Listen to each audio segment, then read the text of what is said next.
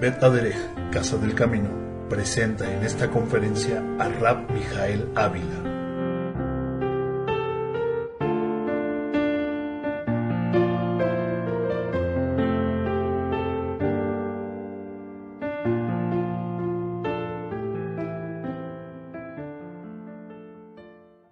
Shalom Alejem desde la sinagoga Bet Aderech en Cuernavaca, Morelos, México. Les saluda el rabino Mijael Ávila. En este día, que es el día primero del mes de Iyar, del año 5766, 29 de abril del año 2006, conforme al calendario secular, en esta semana nos corresponden leer dos porciones juntas que acabamos de leer y que, por cierto, fueron bastante largas. No me queda duda que estas dos porciones, Tashria, que bien pudiera ser traducido como conciba, y Metzora, que es la denotación de aquella persona que tiene una afección de índole cutánea, que le denomina la escritura el Zarat, que precisamente va a ser el tema de esta semana. Son dos porciones que muy difícilmente alguien que las lea en un año se va a olvidar, y al siguiente año las va a tener bien presentes. Pero igualmente no me queda duda que si hay alguno de ustedes hoy que ha leído esta porción por primera vez, seguramente se preguntará: ¿qué es esto? ¿Qué es esto? Y el tema de esta semana se titula La Tzarat en el Brit Hadashah, y voy a tratar de responder que si verdaderamente el Zarat, esta enfermedad, existió en el Brit Hadashah, en el mal llamado Nuevo Testamento, si fueron tratadas la enfermedad del Zarat como lo dictamina el Tanaj, el mal llamado Antiguo Testamento, si en ese sentido Yeshua como Mashiach cumplió la Torah, y si acaso la observancia de Yeshua relacionada con el Zarat da muestras de que él es el Mesías. Y antes de entrar en materia de la enseñanza, yo quisiera compartirles, a modo de que no se queden ustedes con la duda, en el sentido de que se menciona mucho la palabra impuro y la palabra puro a lo largo de toda la descripción de los capítulos que hemos leído esta semana. Yo quiero tomarme unos breves momentos para tratar de explicar esto y que ustedes puedan de alguna manera sincronizarse en las verdades que el Eterno tiene para nosotros en estas dos porciones. Y para efecto de poder profundizar, yo les invitaría que compraran precisamente las conferencias del año 5765, del año 5764, relacionadas con esta perashá, tanto Tashria como Metzora, en las cuales a profundidad explico el tema de puro e impuro. Y para efecto de que no nos quedemos con la duda, déjenme explicarles que, de acuerdo a la voluntad del Eterno, Él, para manifestarse al hombre, necesitaba tratar de explicar muchas de las verdades de índole espiritual que difícilmente el hombre podría entender basándose en su entorno, en los objetos visibles para él. De tal manera que lo que hizo el Eterno fue decirle a su siervo Moshe, decirle a su pueblo: ustedes me van a construir un tabernáculo, y en ese tabernáculo vamos a llevar un culto, un servicio en mi nombre, y ese culto y ese servicio en mi nombre lo van a hacer sustentado en un modelo que le iba a enseñar el Eterno a Moshe, y dicho modelo se encontraba en los Shamaim, en los cielos. De tal manera que cuando Moshe observa ese modelo que se encontraba en los Shamaim, en los cielos, lo que estaba aprendiendo Moshe eran verdades de índole espiritual que, a partir de los eventos del culto de servicio que se llevaba a cabo físicamente en la tierra, el hombre, su pueblo, nosotros, podríamos aprender grandes verdades. De ahí que cuando la Escritura establece que un hombre con una enfermedad cutánea, que muchas traducciones le mencionan como lepra, y que en el hebreo no es lepra como se conoce en nuestros días, sino en el hebreo la enfermedad es Zarat. ¿Qué es Zarat? Es una enfermedad con una manifestación cutánea que viene como consecuencia de un factor fundamental. ¿Cuál? Que el hombre o que la mujer cometieran el pecado de hablar lashon hara. ¿Qué es lashon hara? Al español se podría traducir como mala lengua, o lo que es lo mismo, estar hablando mal del prójimo. Recapitulando esto que digo, cuando un hombre o una mujer hablaban mal del prójimo, lashon hara, en los tiempos en los cuales existía el santo templo, o en este caso el Mishkan, el tabernáculo, el hombre o la mujer tendrían una repercusión de sus palabras y por lo tanto, visiblemente su piel se vería afectada y entonces habría unas repercusiones que son objeto de esta enseñanza, de las cuales les voy a compartir más adelante. En toda la porción adicionalmente, se menciona en el caso del hombre con una emisión de flujo, de la mujer con una emisión de flujo, y que a ambos en tal estado les denomina impuros, tanto como al hombre o la mujer que tenían tzarat, que por cierto al hombre o a la mujer enfermos de tzarat se les denomina metzora. En plural sería metzoraim. Pues bien, tanto al metzora como al hombre o a la mujer que tiene emisiones de flujo, en la escritura les decían que estaban impuros. La pregunta es, ¿este estatus de puros o de impuros puede prevalecer hasta nuestros días? La respuesta es sí y no. ¿Por qué sí y por qué no?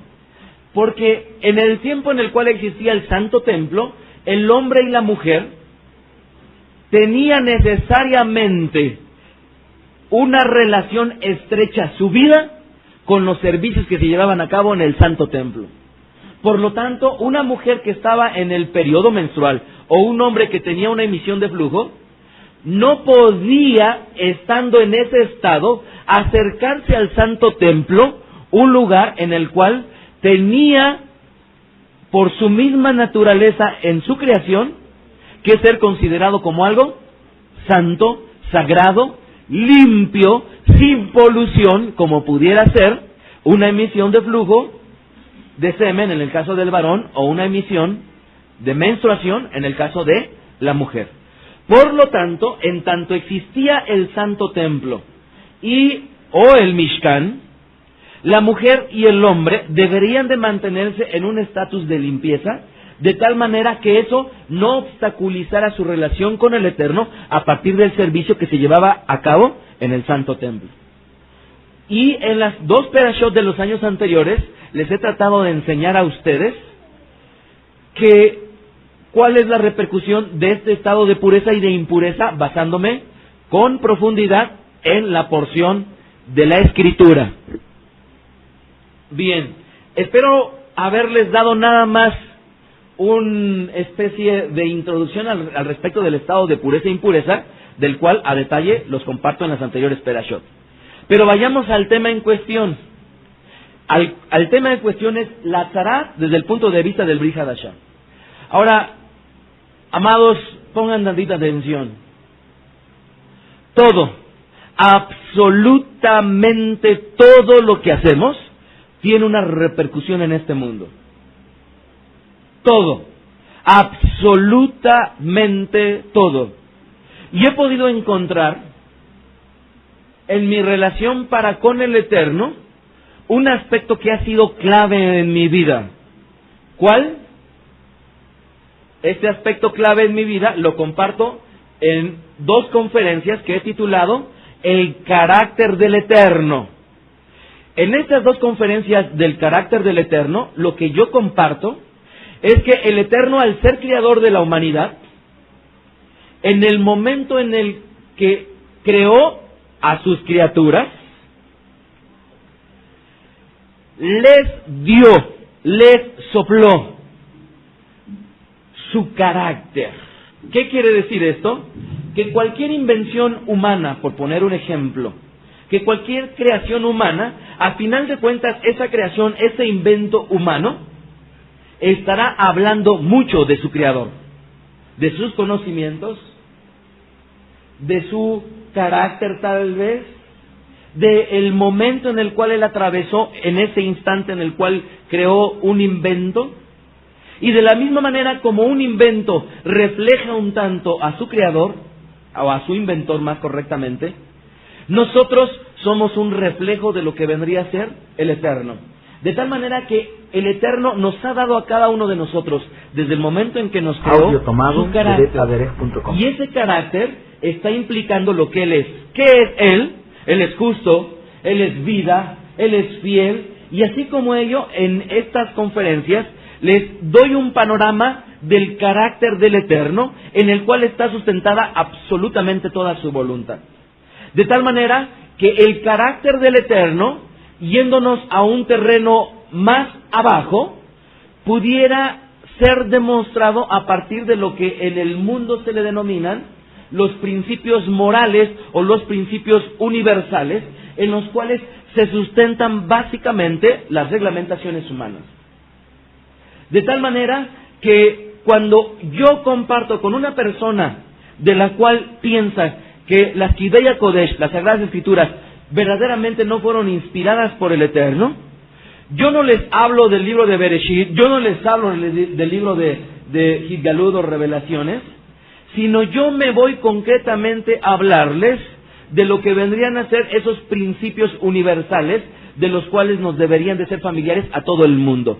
¿Por qué? Porque esos principios universales, a final de cuentas, lo que me van a hablar es del Creador de todos los hombres. De tal manera que si yo hablo de un aspecto como vendría a ser la justicia, cualquier persona en el mundo, no importa si está en China, no importa si está en las selvas, en el Amazonas, cualquier persona va a entender lo que es justo, cualquier persona va a entender lo que es la fidelidad, cualquier persona va a entender principios y valores que nos deben de ser comunes a todos los hombres que el Eterno ha creado. ¿Por qué he explicado esto? Porque en esta semana tenemos la maravillosa oportunidad de darnos cuenta que nuestras palabras tienen una repercusión. Y esa repercusión en el tiempo del Santo Templo conllevaba una manifestación física que sería imposible para el hombre ocultarla. De tal manera, amados, concentrémonos en una gran verdad. Cuando nosotros, lejos de decir verdad, decimos mentira, hay una consecuencia para nuestras vidas. Cuando nosotros hacemos un acto bueno de misericordia, va a haber una consecuencia para nuestras vidas. Cuando nosotros juzgamos al prójimo, va a haber una consecuencia para nuestras vidas. Cuando nosotros adulamos a una persona, va a haber una consecuencia para nuestras vidas. Cuando nosotros elogiamos a una persona, va a haber una consecuencia para nuestras vidas y para el entorno en el cual nosotros nos movemos. Quisiera, amados, que entendieran una cosa. Si estamos aquí, debemos de tener una conciencia, y esa conciencia es que cualquier cosa que hagamos tendrá una repercusión en nuestra vida y en nuestro entorno. Por lo tanto, nunca estimen como poco las palabras que podamos nosotros proferir. Quisiera adentrarme en este tema, pero para allanar el camino quisiera brevemente puntualizar todo lo que hemos leído a lo largo de esta porción correspondiente a la Perashat Tazria. Y para ello voy a resumir en 9 puntos, las principales reglas relacionadas con esta enfermedad denominada Tzarat. Primera regla: si un hombre presentaba una hinchazón, llaga o erupción sobre su piel, debería de presentarse ante el Cohen. Vaikra, capítulo 13, versículo 1 y versículo 2, que ya lo hemos leído y no lo voy a leer por causa de tiempo.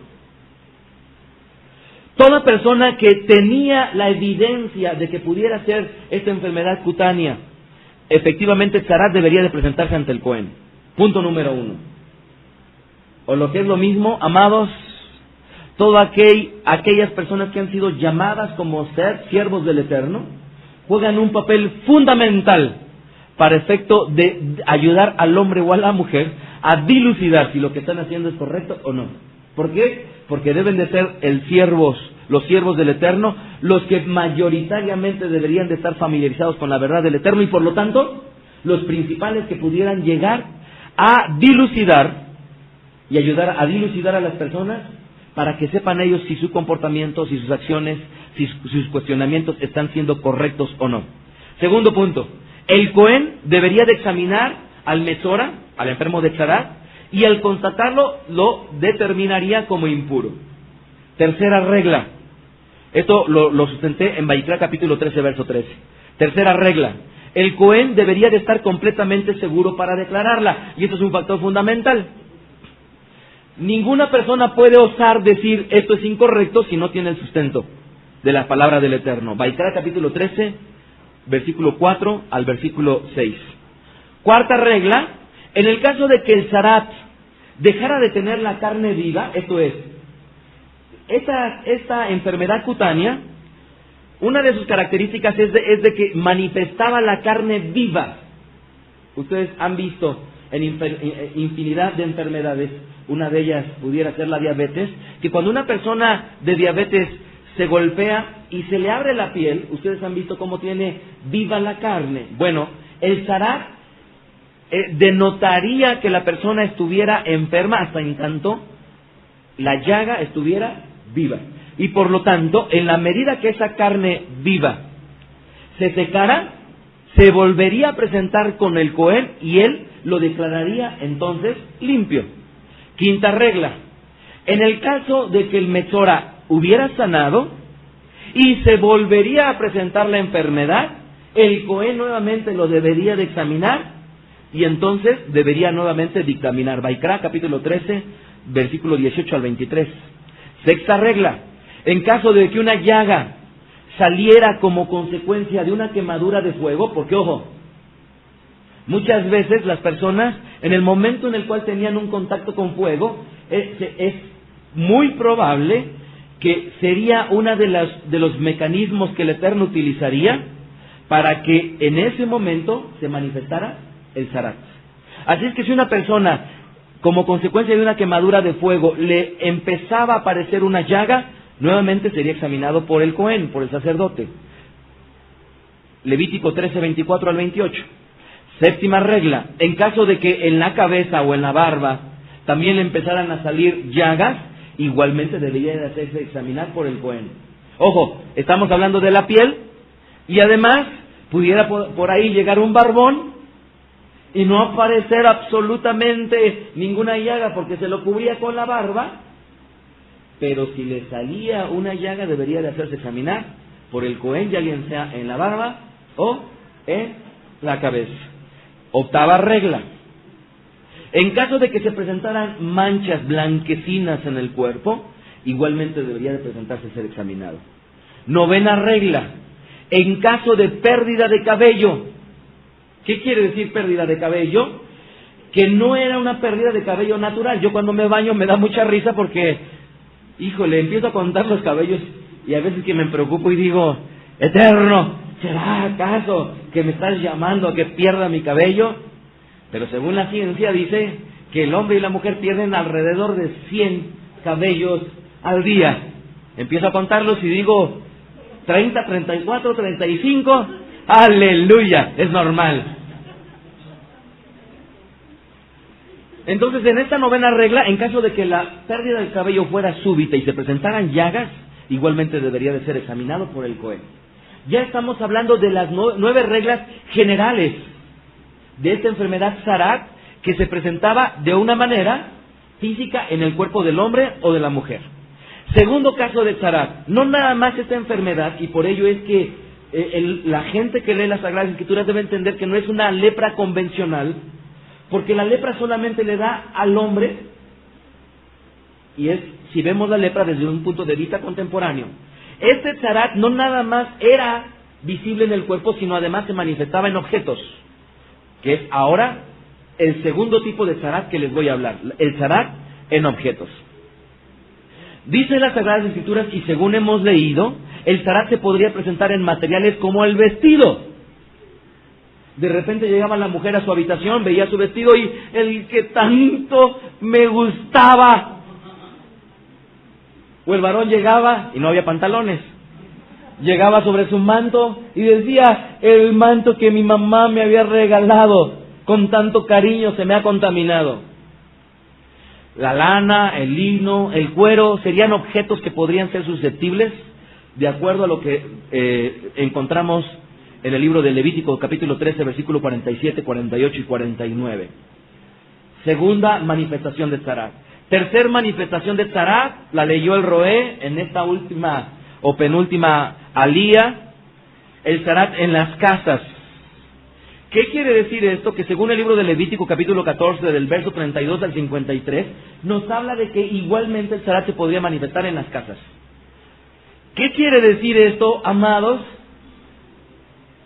Yo les invitaría a que nos imagináramos un poquito el hecho de que estuviéramos nosotros en una condición en la cual en nuestro hogar se empezara a presentar unas manchas y que estas fueran determinadas por el Cohen como Tzarat. Yo quisiera tratar de imaginarme y en el momento en el cual una familia de 6 o de 7 miembros se encuentran reunidas, se voltearían a ver unos a otros y dijeran, ¿por causa de quién de todos los que están aquí vino esta enfermedad o estas manchas a nuestra casa? ¿Sí se imaginan ustedes?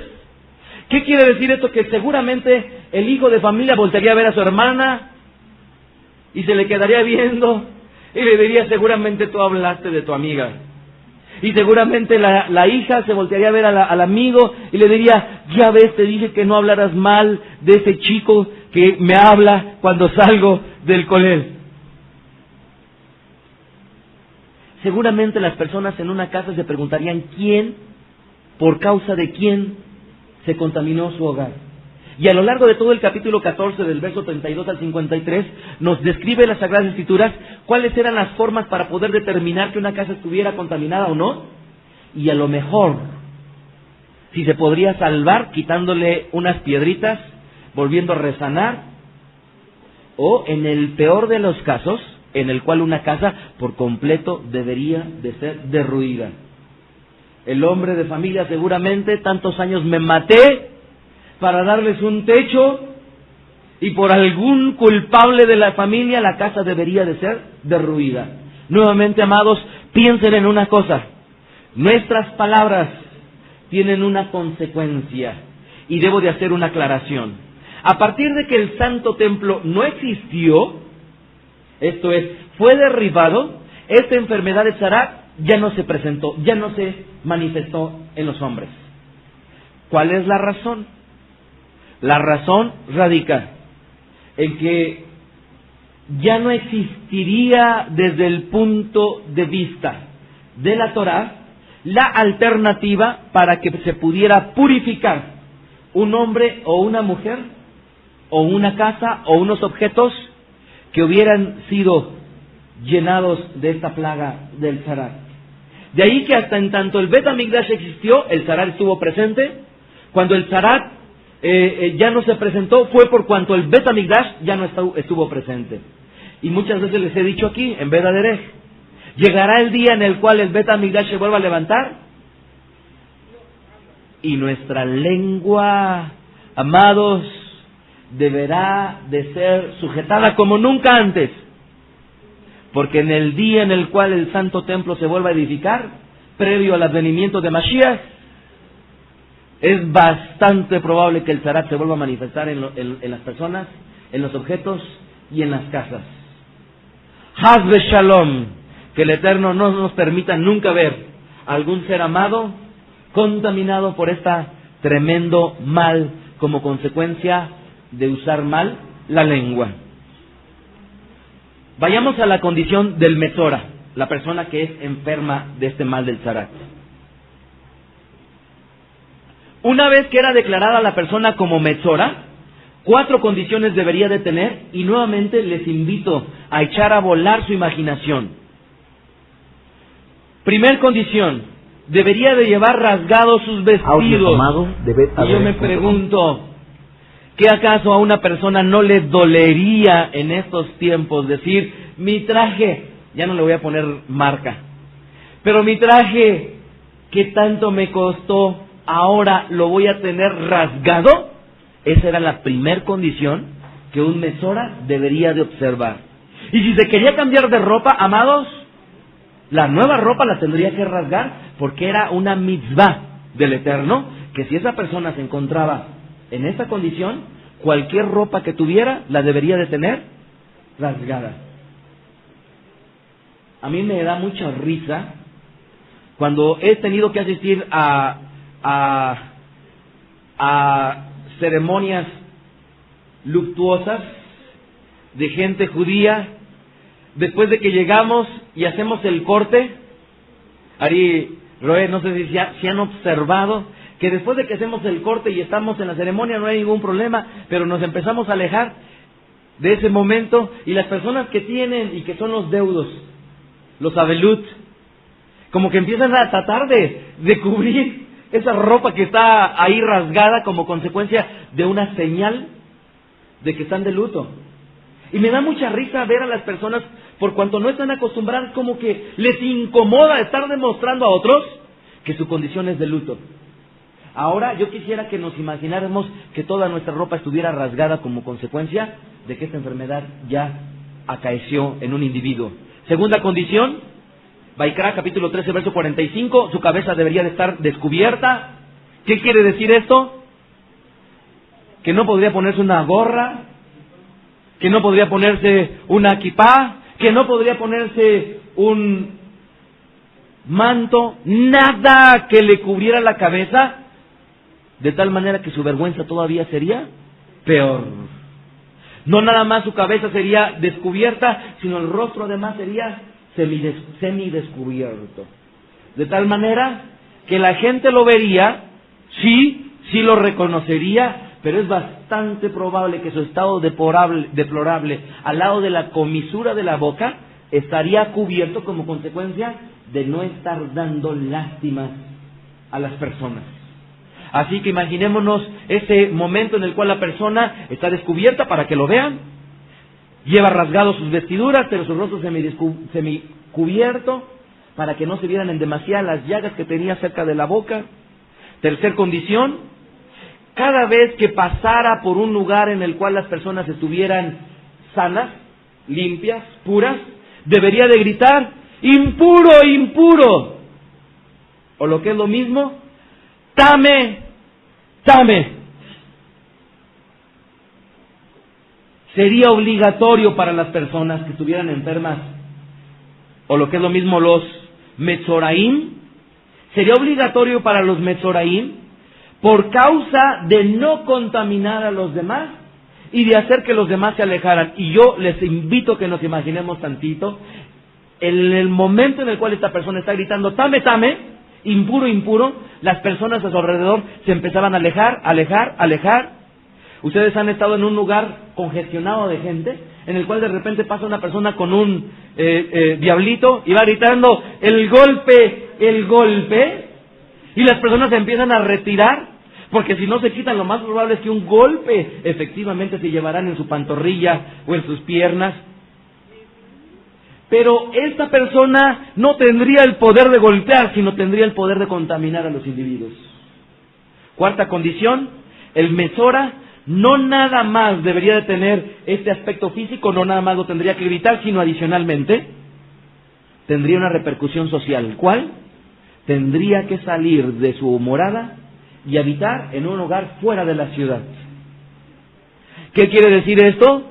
A su hijo que tanto amaba, a su nieto que adoraba, a su mujer que no podía desprenderse de ella, las tenía que abandonar. Amados, las repercusiones sociales deberían de ser tan tremendas que yo creo que es bastante probable que una persona, después de hablar lashon hara, seguramente nunca más en su vida caería en tal desacato. La purificación para el que sanó de tzarat. Ustedes ya las leyeron. ¿Cuáles eran las condiciones? deberían de presentarse ante el Cohen para su revisión, Vaikra capítulo 14, verso 2. No nada más ello, sino, amados, entiendan esto. Como preámbulo de su purificación deberían de comprar 2 aves. Una de ellas, como lo leyeron, sería muerta, y la segunda sería usada en una liturgia, la cual al final sería dejada libre. ¿Cuánto valdrá una ave en estos días? No nada más eso, sino dice el libro de Vaikra, Levítico 14, versículo 8, que previo a su purificación debería de rasurarse la cabeza. ¿Hombre o mujer? No importa si tenían la cabeza bonita, si la tenían aplastada de atrás, si estaban muy cabezones, si tenían la cabeza pequeñita, deberían de rasurarse la cabeza. Y no nada más la cabeza, sino todo el cuerpo, absolutamente todo el cuerpo. Además, según lo relata el libro de Levítico capítulo 14, versículos nuevamente 8 y 9, deberían de presentar una ofrenda, un sacrificio, el cual consistiría en 3 animales, 2 corderos, una cordera. Además, presentarían una ofrenda de flor de harina, ¿se acuerdan ustedes? ¿Lo leyeron? La pregunta es, ¿cuánto les costaría purificarse? ¿Ustedes creen que durante todo el tiempo que estuvieron enfermos trabajaron? No. ¿Cuánto les costaría entonces a su familia hacer que su padre, que su hermano, que su abuelo se purificaran? Yo estaba haciendo más o menos un cálculo y estimo que serían aproximadamente 380 o 400 dólares. Obviamente estaríamos hablando de alrededor de 4,000 pesos. Lo puse en dólares porque la gente que nos lee son más de 80 países. Así que tal vez no resulte tan oneroso, o tal vez sí, dependiendo la condición económica. Pero si ahorita, para efecto de una purificación, les dijeran, tienen que pagar 4,000 pesos, para algunos sería muy sencillo, para otros no tanto. Lo que es definitivo es que un gasto fuerte e importante debería de ser derogado por la familia. Con lo anterior, amados, yo quiero que entiendan una cosa, que las consecuencias de nuestra boca tienen implicaciones económicas, o pueden tenerlas, y tienen implicaciones sociales, las cuales no nada más va a afectar al individuo, sino va a afectar a todo su entorno. De ahí que, amados, si nosotros, al considerar esta consecuencia que el Eterno puso en las Sagradas Escrituras, imaginémonos al individuo que fue sacado de su hogar socialmente, y una vez que estaba fuera del campamento, estaba reunido con otros Metzoraim.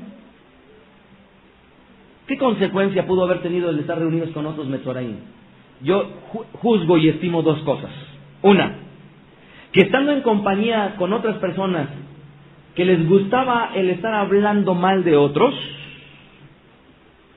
podría provocarles que una vez que se juntaran con otros Metzoraim, siguieran criticando a otros, siguieran volteando a ver, y mira esa mujer qué gorda está, mira ese hombre cómo va caminando, qué vaciado camina. Y se imaginan un grupo de Metzoraim sentados, crítica y crítica y crítica y crítica. Segunda consecuencia probable, después de estar reunidos con otros Metzoraim, que les resultara más difícil su reintegración a la sociedad como consecuencia de caer sucumbidos por el vicio de provocar que las personas de su entorno siguieran hablando mal de sus semejantes. Así que el Eterno todavía se las complicaba más. Por ello, el dicho popular, quien se junta con lobos, aullar se enseña. O lo que es lo mismo, escrituralmente, nos exhorta las Sagradas Escrituras que nos juntemos con sabios, con tzadikim, con personas rectas. Porque al no hacer lo contrario, amados, lo que aprenderemos son las mismas prácticas, conversaciones, y como dice las Sagradas Escrituras, las malas conversaciones corrompen las buenas costumbres. Así que, amados, yo les pregunto a lo largo de la semana, ¿con quién platican más? Amados, a lo largo de la semana, ¿con quién chatean más? Amados, a lo largo de la semana, ¿cuáles son las noticias que pasan por su computadora? ¿Cuáles son las noticias que pasan por su boca? ¿Cuáles son las noticias que están siendo una moda en medio del círculo de personas con las cuales ustedes conviven? Amados, debemos de cerrar filas y estar mucho más tiempo con aquellos hijos e hijas del Eterno que, deseando cumplir con la voluntad del Eterno, no sucumban ante este terrible mal que en nuestros días aqueja y cuya popularidad ha provocado la aparición de muchos programas de la televisión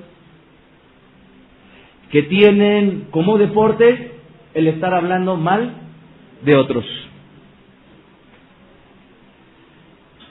Bien, para aquellos que me están escuchando, está disponible un curso en la Yeshiva denominado Lashon Hara, el cual contiene varios capítulos en el cual a profundidad se estará compartiendo al respecto de ello y que está siendo compartido por Magdiel, Bat, Hannah. Yo quiero nada más comentarles, previo a que termine, porque no he llegado ni siquiera al Brit Hadashah, que el Brit Hadashah, el pacto renovado, enseña un rabino, el más experto conocedor de Torah, conocido por nosotros como el rabino Shaul, cuyo mote el cristianismo utiliza como Pablo. Él escribe en una carta de 1 Corintios capítulo 5 verso 9 algo que se asocia directamente con este hecho. Él dice: les he escrito por carta que no se junten con los fornicarios, no absolutamente con los fornicarios de este mundo, o con los avaros, o con los ladrones, o con los idólatras, pues en tal caso a ustedes les sería necesario salir del mundo. O lo que es lo mismo, no trabajes donde trabajas, porque donde trabajas te vas a reunir con gente de esta naturaleza.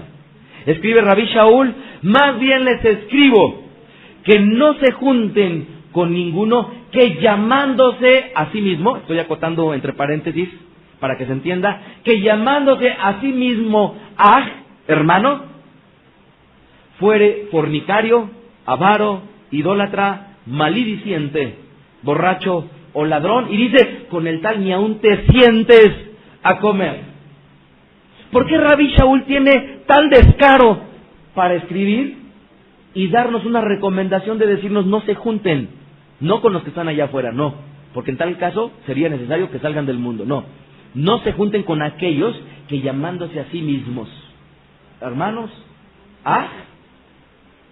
se comporten como aquellos del mundo. ¿Por qué?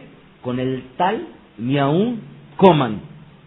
Y esto se relaciona íntimamente con el mal del zarat por una razón. Cuando el zarat estaba en medio de una población de gente limpia, llegaba y gritaba: tamé, tamé, impuro, impuro, y la gente se empezaba a replegar, a quitarse, a no tratar de que en ningún momento su vestimenta rozara con los enfermos. Pero en ese momento en el cual la persona se replegaba, tenía una obligación. ¿Cuál obligación? Destinar unos instantes para clamar y decirle: Eterno, yo te ruego que a este hombre, a esta mujer enferma de zarat, lo sanes. ¿Cómo se aplica esta gran verdad a lo que escribe Rabí Shaul? Nosotros no debemos de sustentar un supuesto amor de hermanos, soportando todo, cuando en realidad el comportamiento de los ajim deja mucho que desear. De tal manera que dice las Sagradas Escrituras que nosotros lo que tenemos que hacer es alejarnos, pero con una obligatoriedad. ¿Cuál? Clamar al Eterno por misericordia de aquellos hombres y mujeres que, cometiendo tales bajezas, pueda el Eterno prontamente sacarlos de ese hoyo en el cual se encuentran. Ya para terminar, amados, Marcos capítulo 1, voy a hablarles rápidamente de este evento que lo registran al menos 3 buenas nuevas. Marcos capítulo 1, versículo 40. Marcos capítulo 1, versículo 40.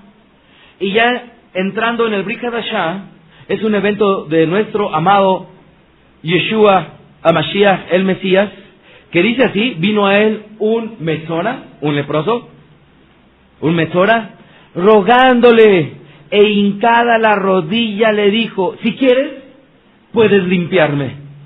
Y Yeshua, teniendo misericordia de él, extendió la mano y le tocó y le dijo: quiero, sé limpio.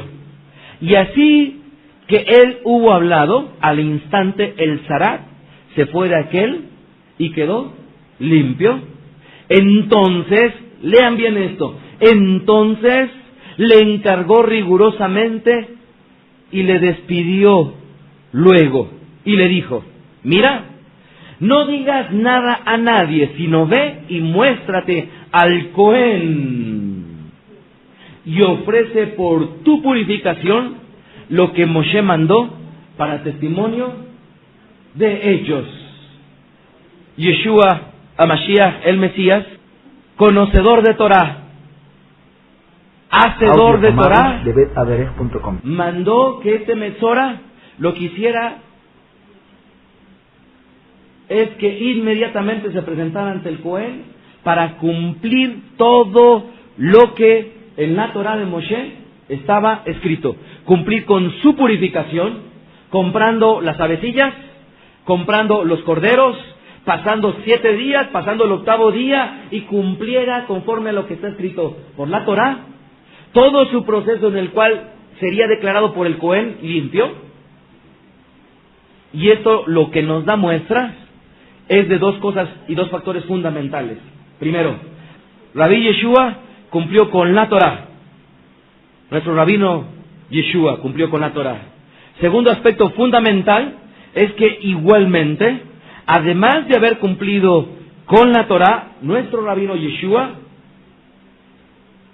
dio muestras de que fue un instrumento útil en las manos del Eterno, para que a través de él, gente como este Metzora, o como los 10 Metzoraim que también narran las Sagradas Escrituras, ¿se acuerdan ustedes?, pudieran ser sanados.